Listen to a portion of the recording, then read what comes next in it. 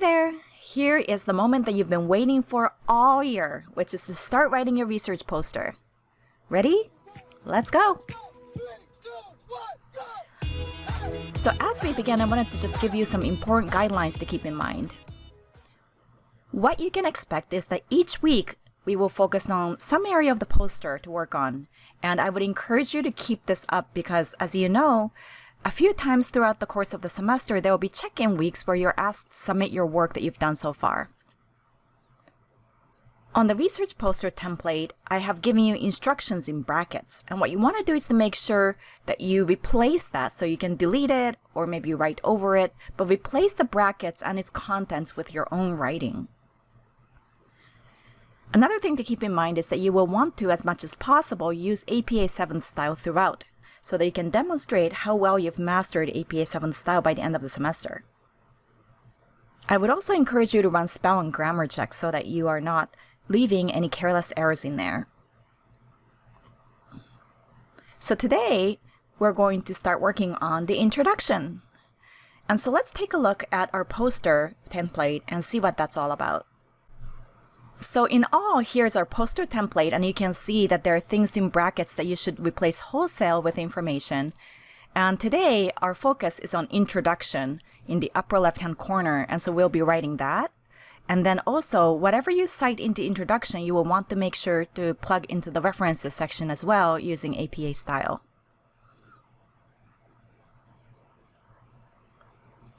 And so when you go to your template, it might look something like this, and it might be a little too small to start writing unless you have incredible vision. I do not. And so something you might want to tinker with is the zoom. And so you can go to the zoom area and see what percentage works for you on your screen. And I pretty much never get this right, but let me take a shot in the dark. How's 90? Wow! And we are at results. We do not want results, so we'll scroll back over to introduction. That looks pretty good on my screen. And so here is the introduction section. And what you want to do is to explain why you wanted to study the variables or the topics that you wanted to study. And I've given you some guidelines on 3 points that you want to make here. And so let's break it down and see what each of these mean.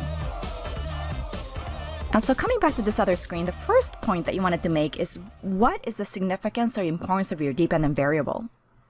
And really, to translate that, the question is, why is your outcome so important that you would want to spend all this time studying it and for the reader to be spending all this time reading your work? Now, there are some ways in which I've seen researchers make this point. For example, they might describe how your dependent variable makes a particular societal impact, be it on economics or on the composition of the workforce or the development of technology, what have you, or explain how your dependent variable affects another outcome that is particularly meaningful. And so maybe it is about someone's well-being or productivity or interpersonal relationships or effectiveness in particular areas, whatever it might be. And so you want to explain why it is important to pay attention to your dependent variable. The second point you want to make is why is it important to study your dependent variable's relationship with your independent variable for hypothesis 1.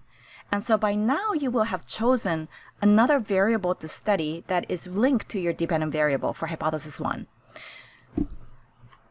Translating this question, why is it important to test how your DV and IV are linked? And so basically this is to set up your hypothesis 1. Some common approaches I've seen for this type of an argument is to explain how your IV or independent variable has influenced related constructs before, related constructs to your dependent variable. So maybe you want to test how that type of relationship translates to your particular dependent variable.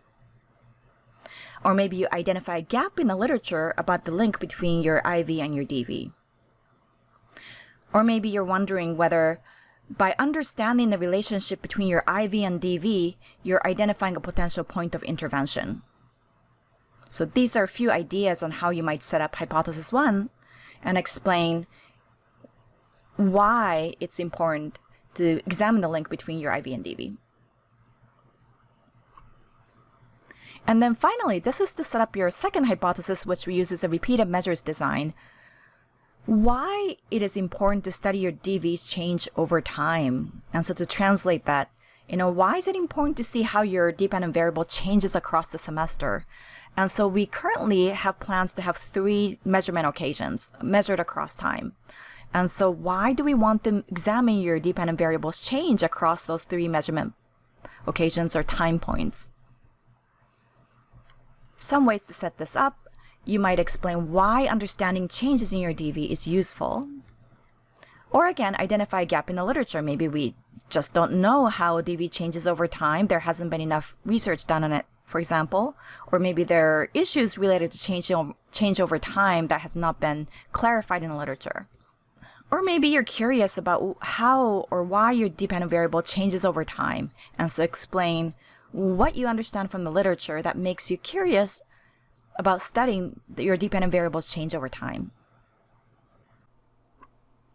All right, so here's a summary of what you want to do this week. You want to write approximately 2 to 3 sentences per each of the points in your introduction. So these are the 3 points we just went over. You want to support your assertions using in-text citations, and you want to add at least 3 new ones to your poster. So these should not be any works that were already cited in the measure section. So just as a heads up, you want to find and add 3 new works, and they can be distributed across the introduction however you wish. So you don't have to necessarily have like 1 reference per point kind of a thing. You can just plug them in where you think they work best. But you want to make sure that at least 2 out of 3 of your new works are peer-reviewed journal articles published 2000 or later. And so be careful, because sometimes you see journal article looking manuscripts on repositories like arXiv. Those are preprints, and so they are not yet peer-reviewed and published usually, and so you will want to go straight to the journals and find peer-reviewed works. You want to make sure to add those works to the references list when you cite them, of course, stands to reason. And you also want to make sure that your references list is updated. So there are no extraneous references and there are no missing references. So we went over this in the previous video, but you want to make sure, double check that the references list reflects only the works that are being cited in your poster. And of course, make sure to use APA style. Now, in the next video, we'll cover Psych 300 Tutor, which is a tool that can help you apply APA style and check it. And so more on that later, but there is an online tutoring resource that's available to you as you work on your introduction and references. And so look forward to introducing you to those. And in the meantime, happy writing. I hope you enjoy thinking through your ideas and putting them down on your research poster. Feel free to reach out with any questions, and good luck. Take care and have a great day.